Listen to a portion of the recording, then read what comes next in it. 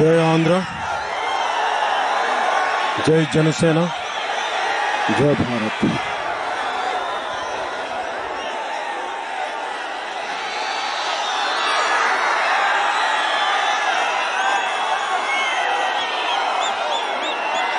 కష్టాల్లో ఉన్న ప్రజలకి అండగా ఉన్నాం, వెన్నంటే ఉంటామని చెప్పి ఎప్పుడు నిలబడే నా ప్రాణానికి ప్రాణమైన నా జన సైనికులకి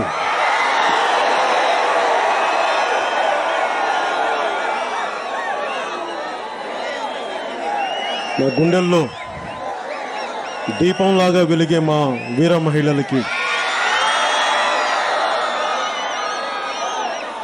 ఆడపడుచులకి, వేదిక పైనున్న మా జనరల్ సెక్రటరీస్కి, మా జిల్లా అధ్యక్షులకి, మా నాయకులకి అందరికీ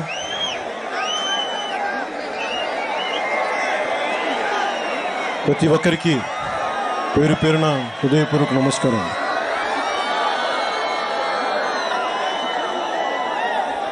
మత్స్యకారుల కోసం, వారి అభివృద్ధి కోసం, వారి అభ్యున్నతి కోసం, వారికి అండగా నిలబడటం కోసం చేసిన యాత్ర ముందుండి నడిపించి ఉభయ రాష్ట్రాలకి, అంటే ఉమ్మడి రాష్ట్రానికి సభాపతిగా పనిచేసి మంచి పేరు తెచ్చి హుందాగా వ్యవహరించి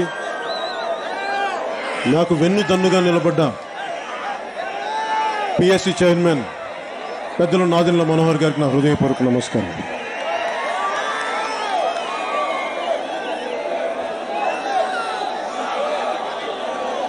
క్షమించాలి, చాలా ఉత్సాహంగా మాట్లాడే పరిస్థితిలో లేను.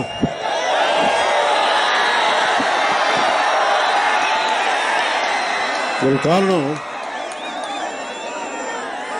దారి పొడుగుతా గోతులు, గొయ్యలు,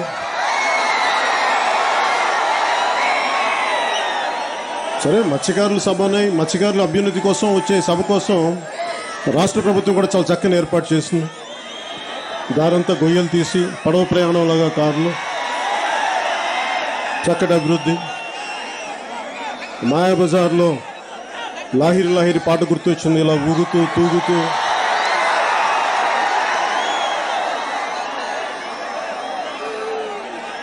రాష్ట్రాన్ని గోతులమయం, గొయ్యలమయం చేసిన వైసీపీ ప్రభుత్వం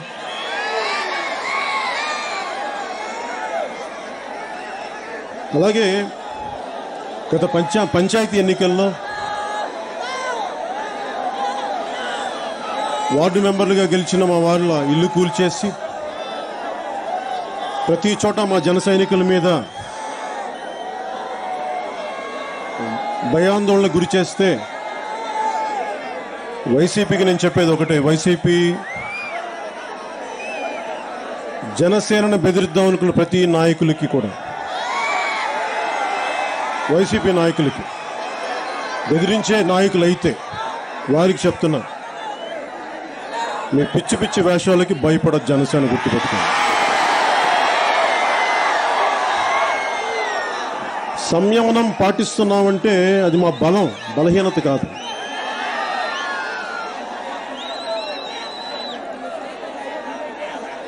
సంయమనం పాటిస్తాం. గొడవలు పెట్టుకోవడానికి ఆలోచిస్తాం, చెయ్యాలా వద్దా, ఒక మాట చెప్పాలా అనాలా లేదా, చాలా ఆలోచించి మాట్లాడతాం. ఎందుకంటే నేను ఒక పార్టీని లీడ్ చేసే అధ్యక్షుడిగా మీ అందరి పట్ల, మీ కుటుంబాల పట్ల నాకు చాలా బాధ్యత ఉంటుంది. నేను ఎలా పడితే అలా మాట్లాడి, ఎలా పడితే అలా రెచ్చగొట్టను. కానీ పదే పదే వైసీపీ అక్రమంగా పోలీసులు కేసులు బనాయించి, అక్రమమైన కేసులు బనాయించి ఇదే పనిగా హింసిస్తే మేము ఏ స్థాయికైనా రోడ్డు మీద తెగించి మీకు నిలబడతాం, గుర్తుపెట్టుకోండి.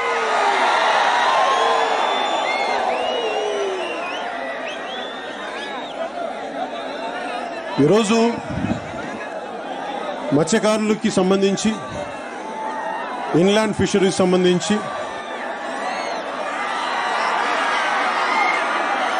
జీవో 217 అనేది ఒక పెద్ద సమస్య అయింది. ఈ సమస్య కోసం మాట్లాడాలని చెప్పి దాదాపు 6 నెలల క్రితం బొమ్మిడి నాయకర్ గారి నాయకత్వంలో జనసేన మత్స్యకార విభాగానికి సంబంధించిన ప్రతి ఒక్కరూ ఆయన అప్రోచ్ అయ్యి ఈ సమస్య మీద మీరు స్పందించాలి అంటే ఆ రోజు మొదలుపెట్టిన ఆలోచన ఈ రోజున ఒక యాత్రగా ప్రారంభించి దాని ముగింపు ఈ రోజున నరసాపురం తీసుకొచ్చాం. దీని వెనక 60 నుంచి 75 లక్షలు ఉన్న అగ్నికుల క్షత్రియులు, పల్లె కాపులు, పల్లె రెడ్డిలు, ఓడ బలిజలు ఇత్యాది 16 కులాలతో పాటు వాటికి అనుసంధానంగా ఉండే ఇంకొక 16 కులాలు కలిపి 32 కులాలు, మత్స్యకార కులాలు, ఉపకులాలతో కలిపి 32 కులాలు, 30 కోస్తా మన తీర ప్రాంతం రాష్ట్రంలో మన దేశంలోనే మొదటి 3 ఒకటిది మన 954 కిలోమీటర్లు ఉంటుంది. దీని మీద ఆధారపడింది దాదాపు 555 గ్రామాల్లో మత్స్యకార గ్రామాలు ఉన్నాయి. వీటిలో లేక లక్షల మంది మత్స్యకారులు ఉన్నారు. వీళ్ళందరి భవిష్యత్తు ఎన్నోసారి, ఎందుకంటే నేను కపాసకుర్తిలో పోరాట యాత్ర అప్పుడు నేను పోరాట యాత్ర ప్రారంభించింది శ్రీకాకుళంలోని కపాసకుర్తిలో గంగమ్మ తల్లికి పూజ చేసి పోరాట యాత్ర ప్రారంభించాను. ఎందుకు పోరాట యాత్ర అంటే సమస్యలు నేను వెళ్ళి తెలుసుకుంటాను, మీ కష్టాల్లో నేను ఒకడిని అవుతాను. గంగమ్మ తల్లి ఆశీస్సులు ఎందుకు తీసుకున్నానంటే మత్స్యకారుల కష్టాలు నాకు ఆ రోజు నుంచి తెలుసు. నాకు ఇది కొత్త కాదు. నాకు ఈరోజు ఎంత నిలబడాలనుకున్నాను. ఈ రోజున కనుక జనసేన కనీసం ఒక్క పట్టుమని 10 మంది ఎమ్మెల్యేలు ఉండుంటే ఈ రోజున ప్రభుత్వం ఈ జీవో 217 ఇవ్వడానికి ధైర్యం చేసేది కాదు. చింపేసేవాళ్ళు ఇలా చింపేవాళ్ళు.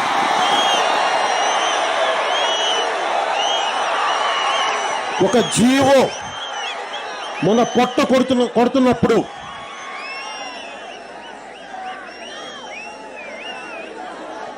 సివిల్ డిజోబీడియన్స్ అనేది ఒకటి ఉంది. హెన్రీ డేవిడ్ థోరో ఆయన స్ఫూర్తితో మహాత్మా గాంధీ గారు ప్రారంభించారు. మనకి ఇష్టం లేని చట్టం ఒకటి, మనల్ని దోపిడీ చేసే చట్టం ఒకటి, మన కష్టాన్ని దోచే చట్టం ఒకటి, అది మన మీద ఉంటే దాన్ని ఎదుర్కోవటం, చట్టాలని పాటించటం ఎంత అవసరమో దోపిడీ చేసే చట్టాలని పాటించకపోవడం కూడా అంతే అవసరం. అదే సివిల్ డిజోబీడియన్స్.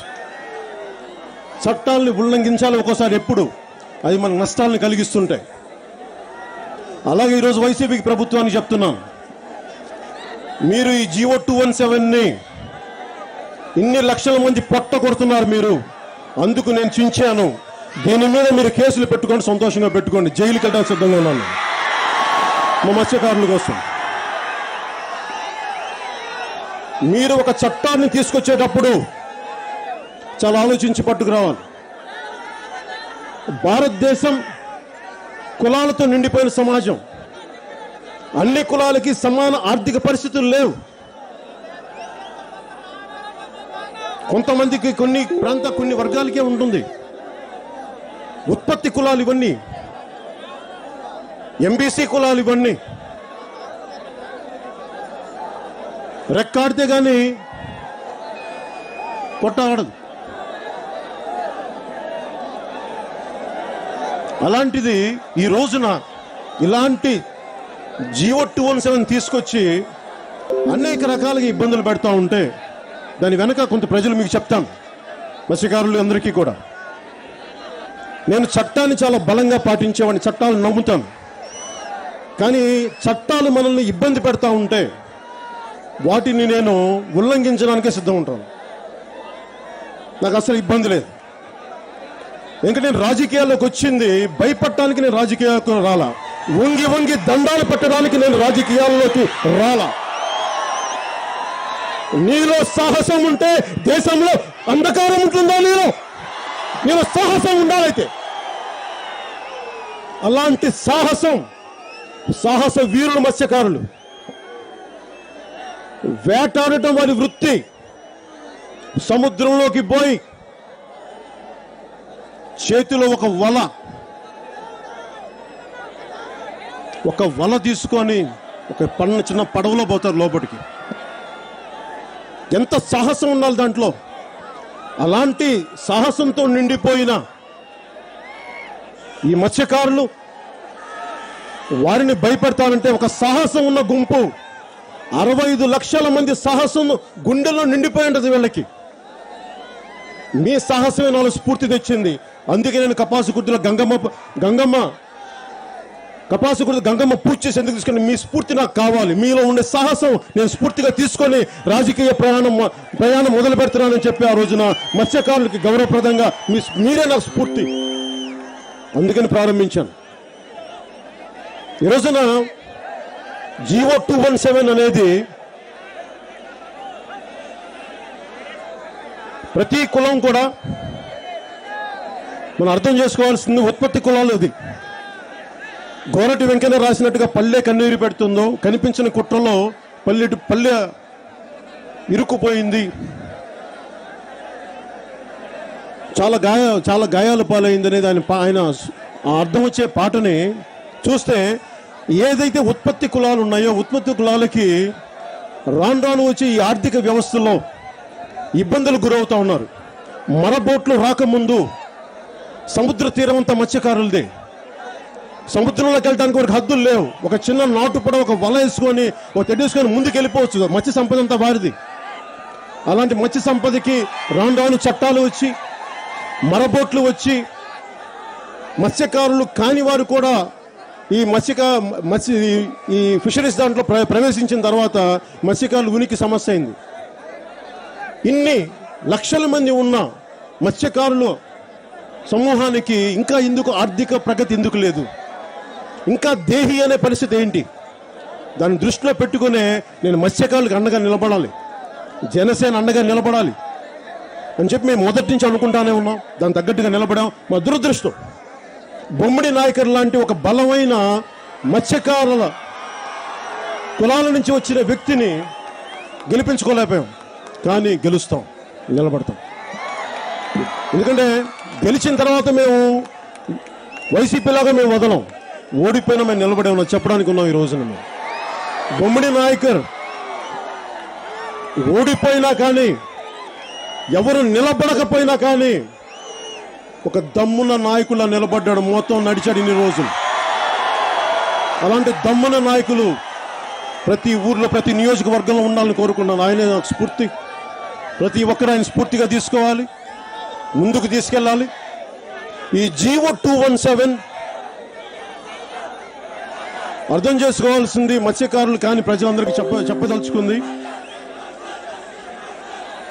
ఇదివరకు తీర ప్రాంతంలో కాకుండా లోపల మన కుంటలు చెరువులు ఉంటే అక్కడ మత్స్యకార సహకార సంఘాలు వాళ్ళు పాడుకోవచ్చు వేలం పాట.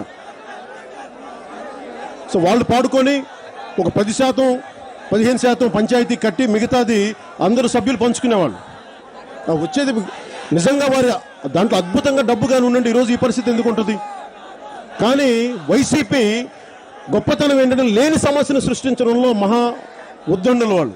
ఒక సమస్య ఉండదు అక్కడ, ఒక సమస్యను సృష్టిస్తారు, మళ్ళీ దానికే వాళ్ళు సొల్యూషన్ క్రియేట్ చేస్తారు, నిలబడతారు.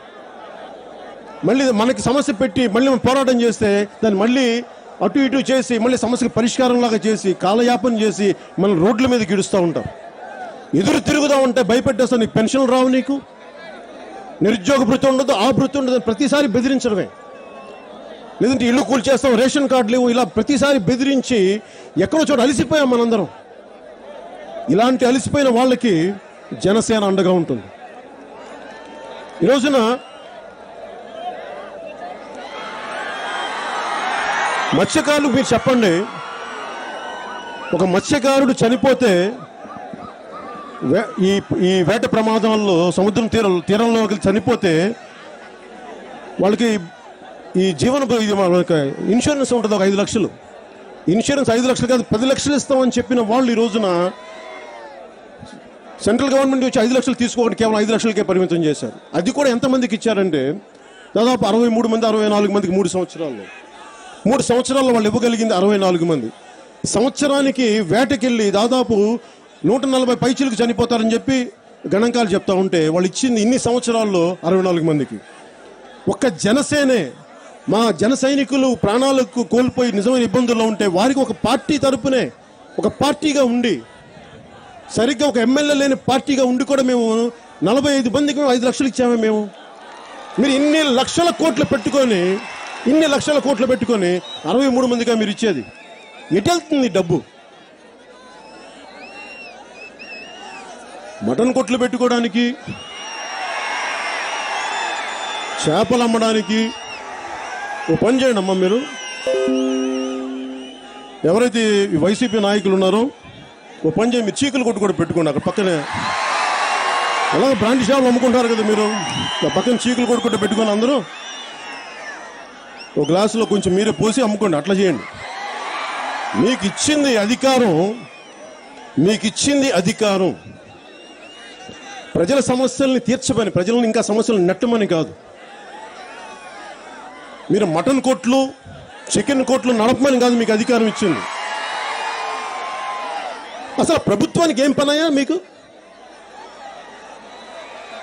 మీరు పాదయాత్రలు చేసింది చికెన్ కోట్లు అమ్ముకోవడానికి, చికెన్ కోట్లు పెట్టడానికి, చేపలు అమ్ముకోవడానికి మీరు పాదయాత్రలు చేసింది. మీరు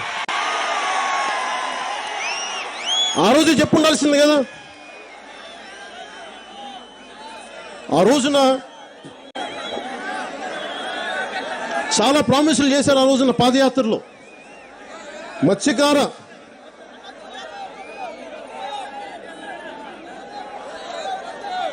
చాలా ప్రామిసులు చేశారు. ఆ ప్రామిసులు కూడా మత్స్యకార సంఘాలకు తెలుసు. ఆ ప్రామిసులు ఏమైనా అడగండి, ఎందుకు నిలబెట్టుకోలేకపోతే నిలదీయండి.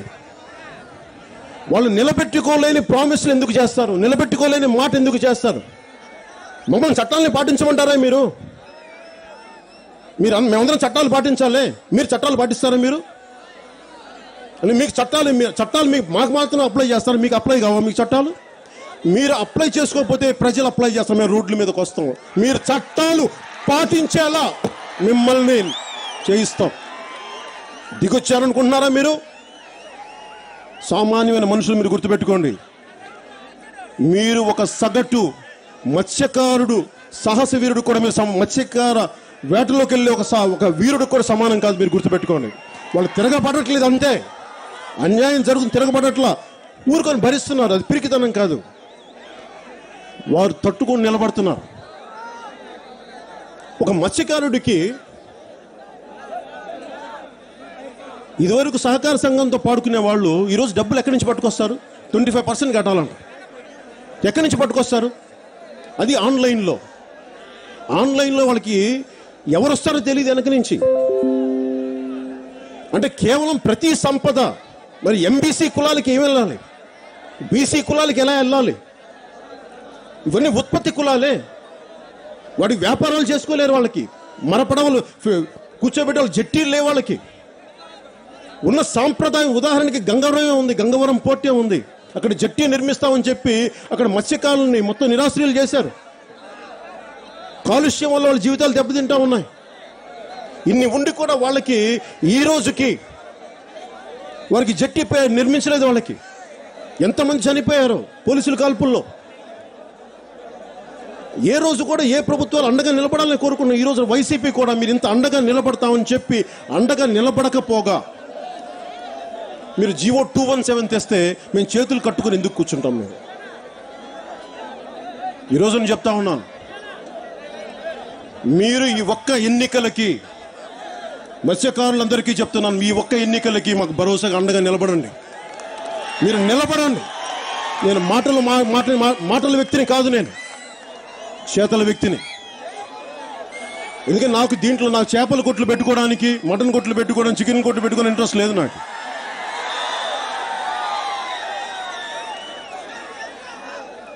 ఈ GO 217 ఒకటి ఆల్రెడీ నష్టాల్లో, ఇబ్బందుల్లో ఉంటే ఇన్ని లక్షల మంది ప్రతి సంవత్సరం 25,000 మంది ఆంధ్ర నుంచి, తీర ప్రాంతాల నుంచి గుజరాత్కి వలస వెళ్ళిపోతారే.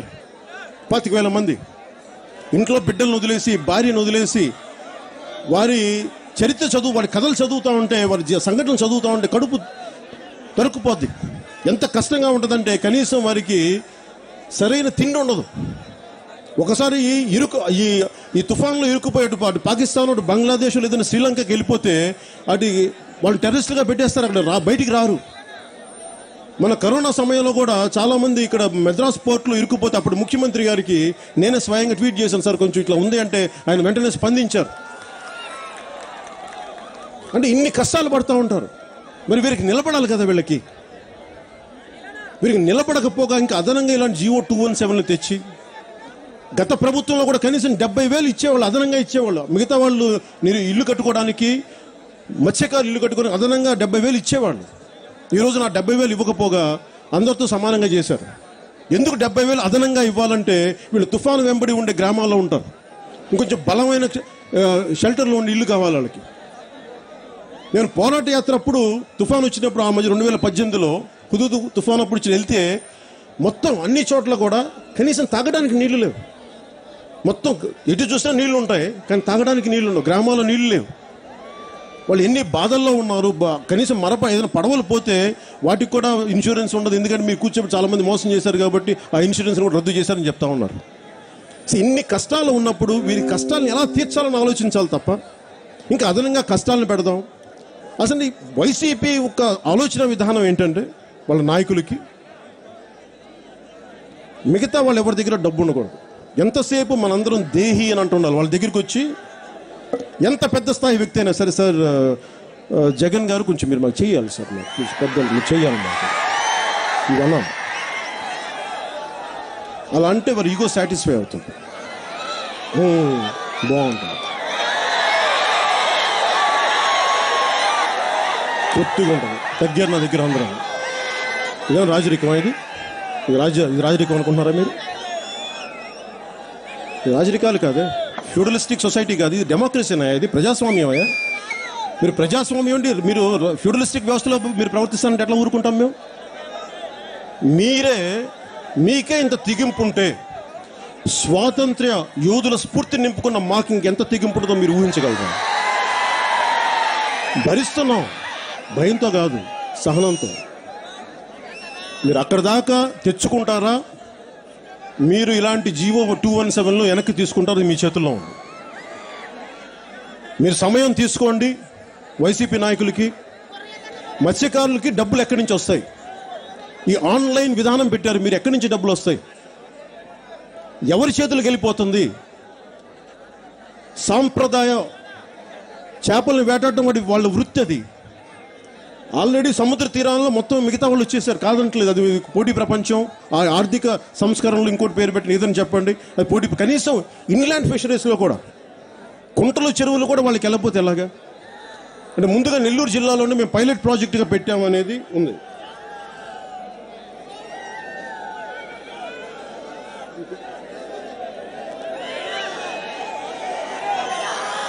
పైలట్ ప్రాజెక్టుగా పెట్టామని చెప్తాను నెల్లూరులో. దీనికి ఒక ఖచ్చిత కథ ఉండదు. మొత్తం రాష్ట్రానికి అమలు చేయట్లేదు, ఓన్లీ మేము నెల్లూరు వరకే అంటారు. అంటే 100 హెక్టార్లు పైబడిన ఏ చెరువు అయినా సరే మేము వేలం వేస్తాం, ఆన్లైన్ వేలం. అందుకే నెల్లూరు జిల్లాకి మేము గుర్తించామని చెప్పి. దీంట్లో అది ఎలా ఉందంటే, ముందు ఒక వర్తకుడు ప్రయాణం చేసి ఒక డేరాలో ఉంటే ముందు ఆ టెంట్లోకి ఫస్ట్ కాలు పెడుతుంది. అది పాపం ఫోన్లో ఎండ వస్తుంది కదని చెప్పి కొంచెం లోపలికి రమ్మంటే మొత్తం తీసేసిందండి. ఈ రోజున నెల్లూరు జిల్లాలో 217 జీవోని ప్రవేశపెడుతున్నాం అని చెప్పి, పైలట్ ప్రాజెక్ట్ అని చెప్పి మొత్తం అన్ని తీర ప్రాంతాల్లో ఉండే జిల్లాలన్నిటికీ అన్ని జిల్లాలకి ఇది అప్లై చేయడానికి పెట్టారు. దీనిని ఎక్కడో ఒక చోట ఎదుర్కోకపోయి ఆపకపోతే ఇన్ని లక్షల మంది ఆధారపడి ఉన్న ఈ మత్స్యకారులకి మీ జీవితాన్ని మీ పొట్టను కొట్టిన వాళ్ళు అవుతారు. మీరు నిలబడాలి. మీరు నిలబడకపోతే మేము నిలబడలేము. ఎందుకంటే మీలో కోపం లేకపోతే నేను కోపం తెప్పించలేను. మీరు నిలబడతారా? మీకు అండగా నేను ఉంటాను. దెబ్బ నా మీద పడడం నేను తీసుకుంటాను. దెబ్బ నేను తీసుకుంటాను మీకు. కానీ మీరు నిలబడకపోతే, మీరు భయపడి, కానీ మీరు ఒకటే గుర్తుపెట్టుకుని, వీరికి భయపడొద్దు. వైసీపీ నాయకులకి, వైసీపీ నాయకులను దిగొచ్చారా వీళ్ళేమన్నా? ఇంతమంది ఉన్నాం, వాళ్ళలో 151 ఎంత ఉన్నారు వాళ్ళు? 155 ఎంతో 151 అంత జనసేన కలుపుకొని చెప్తున్నాను. అప్పుడప్పుడు వెళ్ళిపోయాడు కదా మన ఎమ్మెల్యే. ఎందుకని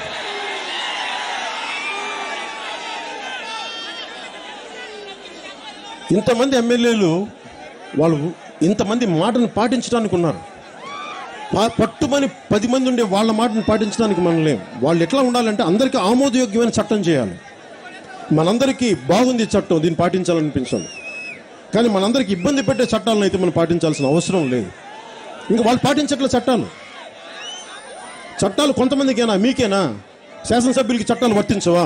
కేవలం ప్రజలకైనా వర్తిస్తాయి, మత్స్యకారులకైనా వర్తిస్తాయి, మీకు వర్తించవా చట్టాలు? మీకు భయం లేదా? మీకు వైసీపీ వాళ్ళకి భయం అని మర్చిపోయారు. భయం తెప్పిస్తాయి. ఎలా వస్తామంటే ఇలా రోడ్డు మీదకి వచ్చినప్పుడు మీకు ఆటోమేటిక్గా భయం అనేది వస్తుంది. ఎంతమందిని జైల్లో పెడతారా మీరు? ఎంతమందిని పెడతారు? ఎంతమంది కేసులు పెడతారు? పెట్టండి. నేను సిద్ధంగా ఉన్నాను మీకోసం పోరాటం చేయడానికి, ప్రజల కోసం పోరాటం చేసి జైల్లోకి వెళ్ళడానికి నేను సిద్ధంగా ఉన్నా. నా భయాలు లేవు నాకు. ఎందుకంటే ఈ రోజున ఇంతమంది వచ్చి గ్రామాన ఇన్ని గ్రామాల్లో తిరిగితే గత 2 వారాలుగా ప్రతి చోట కష్టాలే. పిఎస్సి చైర్మన్ నాదెండ్ల మనోహర్ గారు వెళ్ళినా, బొమ్మిడి నాయకర్ గారు వెళ్ళినా, ఎక్కడికి వెళ్ళినా ఈ సమూహం వెళ్తున్నప్పుడు కష్టాలు చెప్పుకుంటానే ఉన్నారు. మాకు ఈ సమస్యలు ఉన్నాయి, ఇవి తీరలేదు, నీళ్లు లేవు, రోడ్లు లేవని. మరి ఏం చేస్తున్నాం మనందరం? మనం భయపడి కూర్చుంటున్నాం. ఈ వచ్చే ఎన్నికలకి మీరు నాకు అండగా నిలబడండి. మీరు అండగా నిలబడాలి. మీరు నిలబడకపోతే నేనేం చేయలేను. మీకు తెలుసు నన్ను ఎలాంటి ఇబ్బందులు పెడతారు. నేను సిద్ధంగా ఉన్నాను తీసుకోవడానికి. నేను భయాలు లేవు. నేను అయితే ఒకటి చెప్తున్నాను మీకు, నేను చావడానికి సిద్ధం, కానీ తల వంచడానికి సిద్ధం కాదు. గౌరవిస్తాను మనుషులకి, మహానుభావులైతే గౌరవిస్తాను. 10 మంది మంచి కోరుకునే వాళ్ళైతే వాళ్ళు గౌరవిస్తాను, పాదాలకు దండం పెడతాను. కానీ మీరు అహంకారంతో ఉంటే మీ దగ్గర నేను తల వంచను. తల ఎగిరిపోతే పోగాక.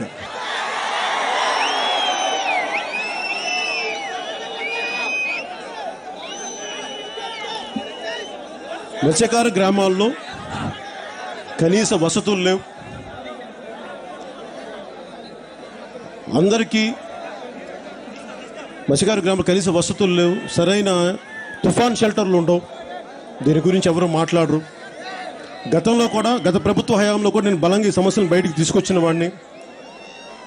వారి చేత వారి దృష్టికి తీసుకొచ్చి కొన్ని పనులు చేయించిన వాడిని.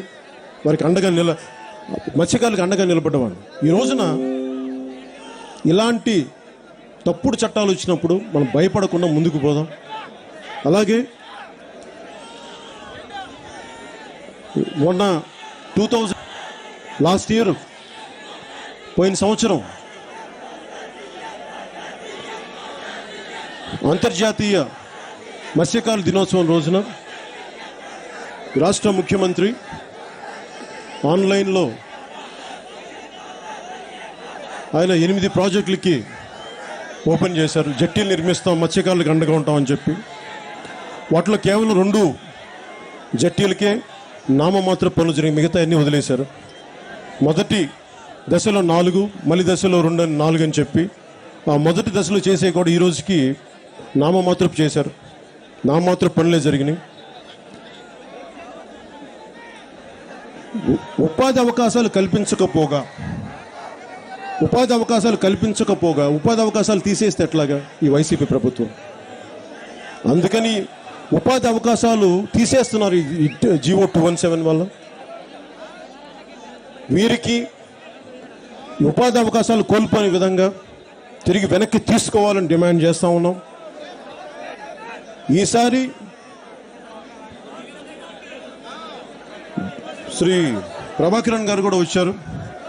అంతర్జాతీయ మన భారతదేశ ఫిషరీ సమాఖ్య నుంచి ఆయన వైస్ ప్రెసిడెంట్గా చేశారు తమిళనాడు నుంచి. వారిని కూడా ನಾವು வேண்டிக்கிறோம் சார். ஜிஓ 217 எது பற்றி இந்த அளவுக்கு போகுது, இது மேலே நான் உங்கள் சப்போர்ட் நான் பக்கத்தில் இருப்பேன். உங்களுக்கு நீங்கள் சொல்லுங்கள் நீங்கள் என்ன பண்ணணும், இது எப்படி நீங்கள் சொல்லுங்கள், எப்படி போகும் முன்னாடி எடுத்துகிட்டு போகணும், எப்படி சொல்லுங்கள். இது நிற்கணும், இந்த ஜிஓ 217 நிற்கணும், நீங்கள் சொல்லுங்கள். நீங்கள் ஒரு பிளான் சொல்லுங்கள், எப்படி கவர்மெண்ட் அது திருப்பி வாபஸ் எடுக்கணும், அது எப்படி சொல்லுங்க, நான் போகிறேன். Take it power.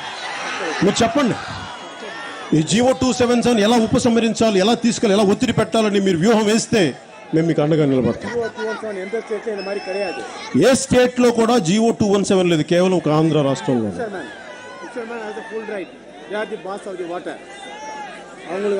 Sure sir.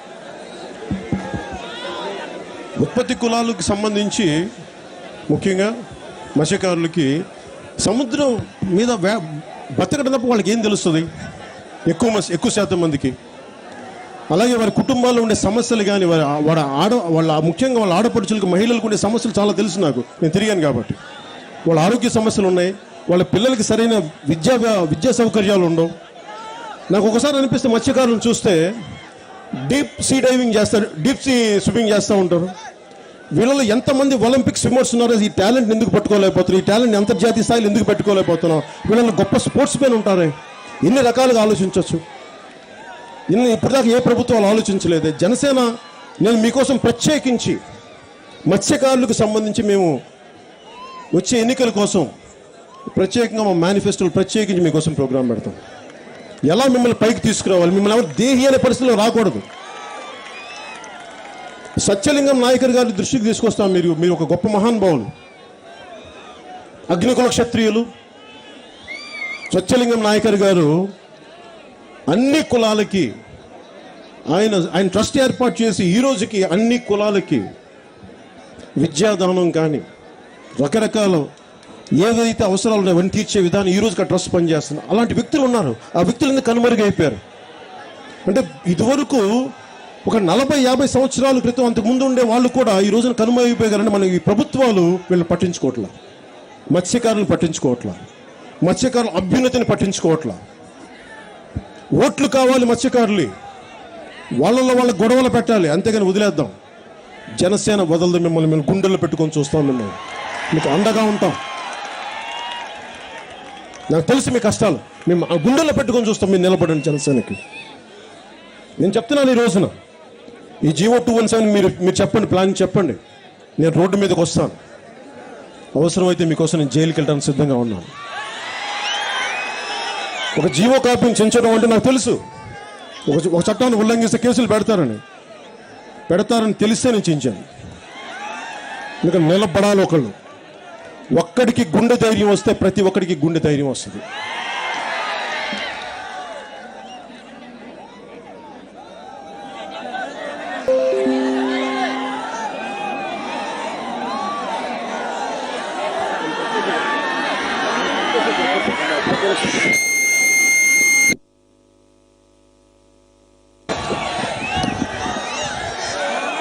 మీకు అండగా నిలబడతాం. మీరు సంపూర్ణ భరోసా పెట్టండి నా మీద, నేను మీకోసం నిలబడేవాడిని. ముఖ్యంగా మత్స్యకారులకి, మీ ఆడపడుచులకి, మీ మహిళలకి వారి ఆరోగ్య సమస్యలు కానీ, వారికి ప్రత్యేక విద్యా వ్యవస్థ కానీ, భవిష్యత్తులో జనసేన రాగా ఒకవేళ ఎట్టి పరిస్థితుల్లో కూడా వీళ్ళు మొండి పట్టుకెళ్ళి జిఓ 217 ముందుకు తీసుకెళ్తే క్షేత్రస్థాయిలో పోరాటం చేయడానికి సిద్ధంగా ఉన్నాం. కాదు కూడదని చెప్పి మనల్లో చీరికలు తెచ్చి వాళ్ళు ముందుకు తీసుకెళ్తే 24లో వచ్చే మన జనసేన ప్రభుత్వం ద్వారా వెంటనే దీన్ని వాపస్ చేస్తాం. అలాగే ఎవరైతే ఇందాక పెద్దల మనోహర్ గారు చెప్తున్నట్టుగా ఆల్రెడీ కోటీశ్వర్లు మీరు పాడుకునేవాళ్ళు, మీకు ఈ చెరువులు అవసరం లేదు, మీకు వదిలేయండి, వీటిని మత్స్యకారులకు వదిలేయండి. ఎందుకంటే మీరు ఈరోజు పెట్టుబడి పెడితే వచ్చే జనసేన ప్రభుత్వం తీసే సందర్భంలో మీరు నష్టపోకుండా ఉండకూడదు ముందుగానే మీకు హెచ్చరిస్తున్నాను. మీరు దయచేసి మీరు సహకరించండి. వారి జీవనోపాధిని కొట్టకండి. ఈ ఆన్లైన్లో పాడుదాం అనుకుని ఎవరైనా సరే వైసీపీకి మద్దతుగా ఉందామని ఎవరికున్న దయచేసి మత్స్యకారులు జీవనోపాధిని కొట్టకండి. ఒకవేళ అలాంటి పరిస్థితిలో ఉంటే జీవో 217ని ముందుకు తీసుకెళ్లకుండా మొదటి పోరాటం చేస్తాం. కాదుగూడదు ముండి పట్టుకెళ్తే మటుకు వచ్చిన వారం రోజులు తీసేస్తాం. ఖచ్చితంగా చేస్తాం. అది దీన్ని గుర్తుపెట్టుకోండి.